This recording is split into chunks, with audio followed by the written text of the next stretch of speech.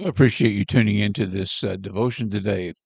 I've titled this Love That Covers a Multitude of Sins. You'll find that written in First Peter chapter 4 and it's verse 8 that above all earnestly or maintain consistent, constant love for one another, since love covers a multitude of sins. So Peter's saying above everything, above make it the top priority of our life to maintain and to earnestly, uh, consistently keep this love of God between one another, between our brothers and sisters in the family of God. He's speaking to those that are part of the family of God, that are born of God. And the reason why he says above everything, this has to be maintained, this has to be sought earnestly, is that we, by human nature, this kind of love, the love of God, isn't our strong suit. It isn't. It doesn't come really natural to us. So it has to be maintained, has to be fervent, and because there comes times and seasons in our life, moments where this love will kind of fade, or it will slip, will be forgetful, will be off focus in trying to maintain this love for one another, this love of God for one another in the family of God. And sometimes we just need a maintenance man. We need that toolbox when we something prop comes up, wrongdoings, uh, offenses. Uh, we need to get the toolbox out, and we need to fix a problem. We need to fix it now. We need to restore what is breaking or cracked or chipped. That's God's way. That's His love. That's why Peter said, above all, maintain this earnestly, this constant love for one another in the family of God. And one of the primary reasons why is that, like Jesus said, they will know, the world will look at you as my family. uh, they'll know that you're my disciple by your love for one another.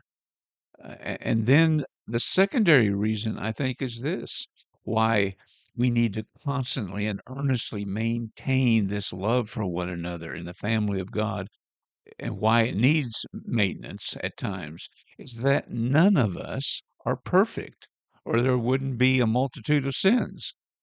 If we were perfect in every way, we would not need to constantly or earnestly maintain this love of God, because it would happen naturally.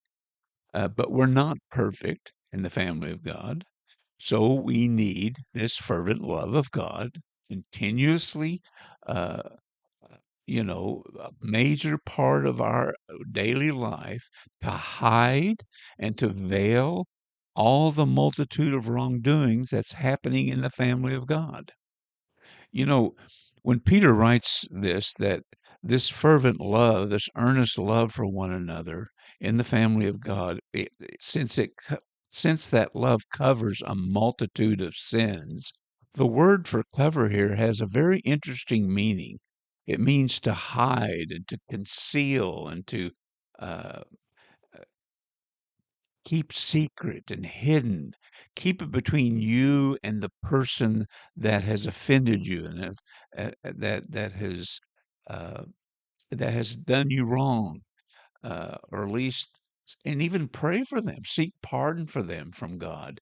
Uh, so what?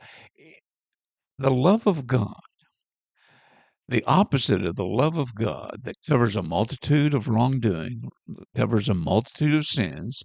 What is the opposite of the love of God? Well, the Bible's very clear about it. The opposite, the exact polar opposite of the love of God for one another is gossip. That's the opposite of love. Gossip spreads.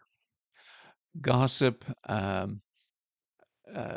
talks, points out concerning others' faults.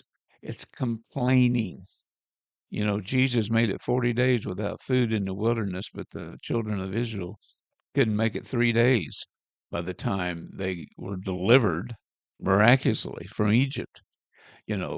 Above all, we have to have and maintain and cultivate this love that God has shed abroad in our hearts for one another for a very good reason. We're not perfect. It has to happen to keep the unity of the faith, and it covers a multitude of wrongdoing, a multitude of sins. Something to think about, dear friends. Until next time, may the Lord bless you.